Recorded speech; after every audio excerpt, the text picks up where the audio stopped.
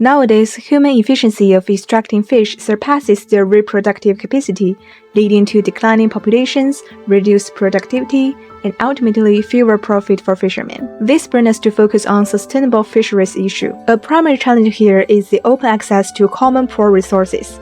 Fish are rare resources. In a group scenario, self-interest triggers extracting to prevent others from doing so simultaneously, therefore leads to the tragedy of the commons, where self-interest undermines collective goods. Today, we'll analyze the problem of fishery overexploitation in Iceland and the specific solution given by the government.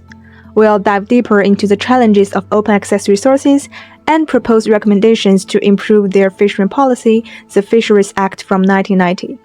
Before starting analysis, let's head back to understand where the problem comes from. Since 1970s, the government introduced several fishery measures, including limitation on the number of fishing days, set the total allowable catches for different species, and reduced permits to ships that came from foreign countries.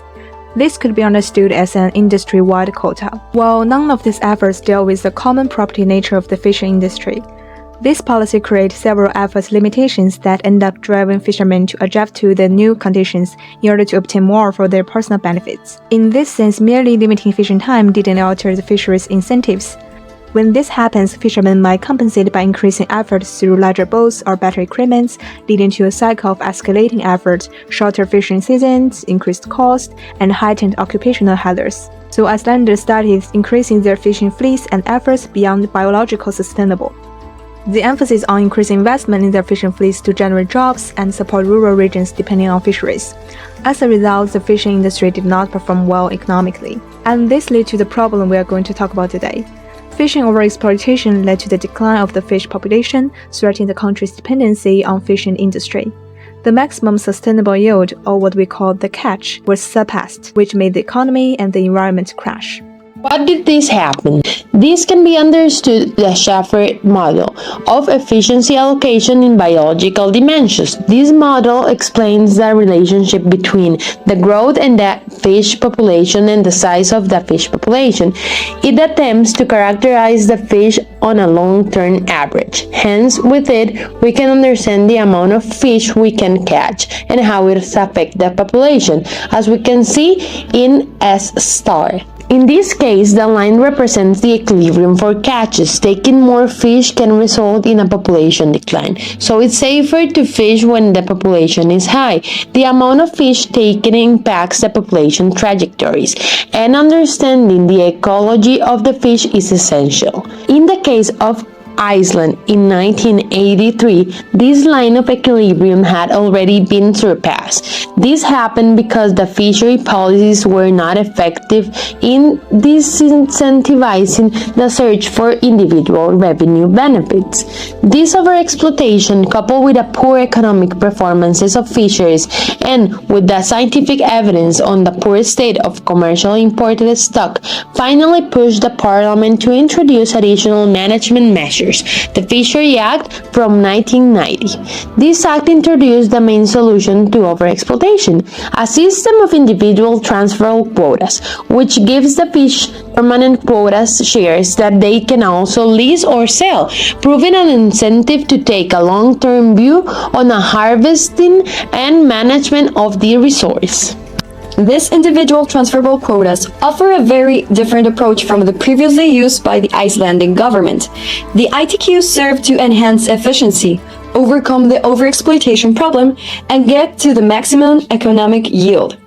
Through the system, each fisherman is allocated a specific portion of the total catch of a specific type of fish, granting them a defined share of the total quota of the season. The catch authorized by the quotas held by all fishermen should be equal to the efficient catch for the fishery. This allows fishermen to plan their fishing efforts accordingly, such as when they'll be fishing and the technological efforts taken for each season.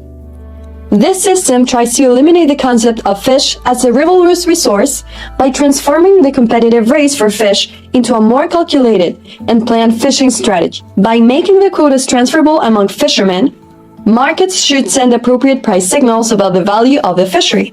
In this sense, fishermen with different fishing capabilities can trade quotas based on their perceived value of additional fishing rights.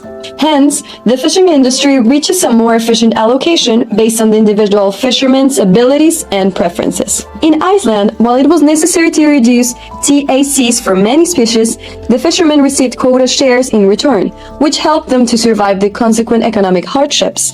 The quotas are permanent, perfectly divisible, and freely transferable. Now, let's talk about the benefits of the ITQs. These create a property rights-based system in the Icelandic fishery, and if they are well implemented, they can benefit the country by reducing fishing efforts due to the elimination of competition between vessels, reduce cost of effort as fishermen can focus on catching their share with the lowest costs, improved quality of catch, as fishermen are restricted by the quotas and can only increase revenue by improving quality, and 4. The reduction in fleet size, as the less efficient vessels sell quotas and opt out of the fishery. In the case of Iceland, the ITQ system has increased efficiency in the fisheries.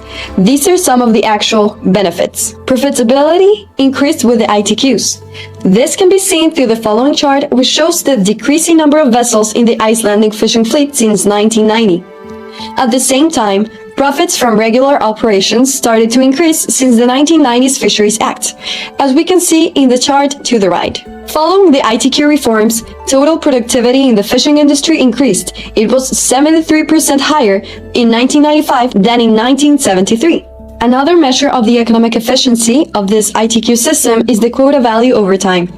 The annual quota rental values in the Icelandic fisheries increased dramatically between 1984 and 1999. This shows how the internal quota market allocated itself and started to make itself more efficient over time. The economic benefits are not the only relevant ones for us in this case. The reduction in fishing efforts has secured the sustainability of most of the commercially exploited species. The following figure shows that since the ITQs were introduced, cod spawning has slowly begun to stabilize. Also, Iceland's case is interesting for us because it creates an ITQ system that is also accompanied by state aid. This aid is not only seen through subsidies, but it is also seen through the financing of research and development in Iceland's fishing industry. These funds help reduce overcapacity in the country's fishery and create resilience for the local producers. At the same time, Iceland's system promotes the conservation of biological diversity through its marine fishery management. Traditional management measures that protect habitat and reproduction capabilities in the ecosystem have always been applied along with the ITQ system in Iceland.